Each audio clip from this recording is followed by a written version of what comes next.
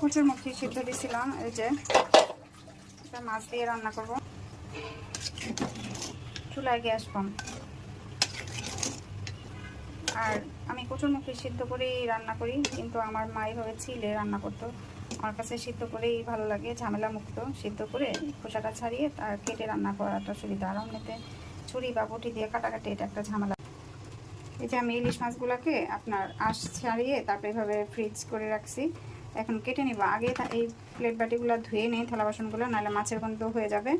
এগুলো ধুয়ে তারপর মাছটা কাটবে। শুধু পিস করলেই হবে, এতে সব কিছু পরিষ্কার করা আছে।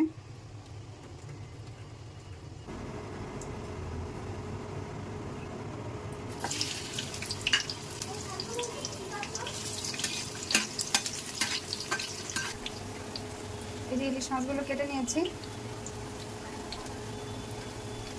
হ্যালো ভিউয়ার্স, আসসালামু আলাইকুম। কেমন আছেন আপনারা সবাই? আলহামদুলিল্লাহ আমি ভালো আছি। স্বাদ মতো লবণ দিয়ে দিলাম। তারপরে এই যে এখানে হলুদ গুঁড়ো আর মরিচ গুঁড়ো, আদা রসুন বাটা।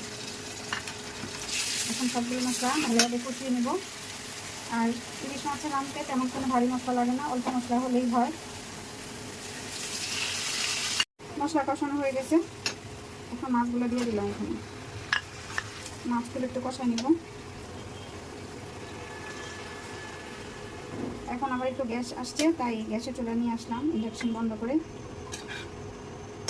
দুপুর হলে প্রতিদিন গ্যাস চলে যায়। মাছগুলো হয়ে গেছে, এখন মাছগুলো উঠাই নিব।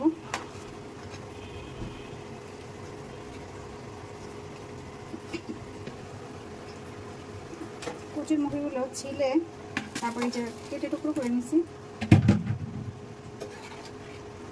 এখন মুখিগুলো একটু কষাই নেব, কারণ আগে সেদ্ধ করা তো ঝামেলা হবে না বেশি রান্না করতে, মানে সময় লাগবে না, খুব অল্প সময় রান্নাটা হয়ে যাবে।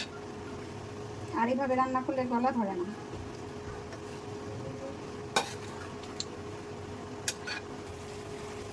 কষানো হয়ে গেছে, এখন পানি দিয়ে দিলাম। আর এটা গরম পানি চুলা ফুটা রেখে দিয়েছিলাম, পানিটা গরম করে নিয়েছি যাতে রান্নাটা খুব তাড়াতাড়ি হয়।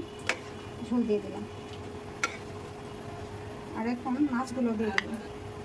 কচুর তরকারি তো একটু ঝোল ঝোল রাখবো। এই যে এখন মাছগুলো দিয়ে দিলাম, হইতে বেশি সময় লাগবে না।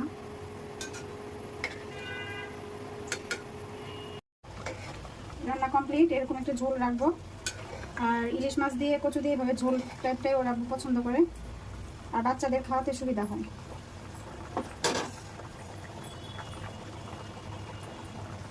এখন এই যে কাঁচামরিচ দিয়ে দিলাম, আর একটু ধনে পাতা দিয়ে দিলাম।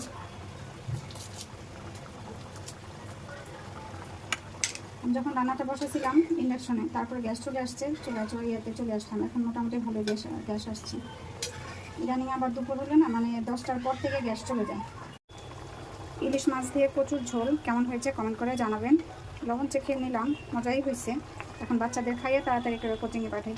আল্লাহ হাফেজ, ভালো থাকবেন।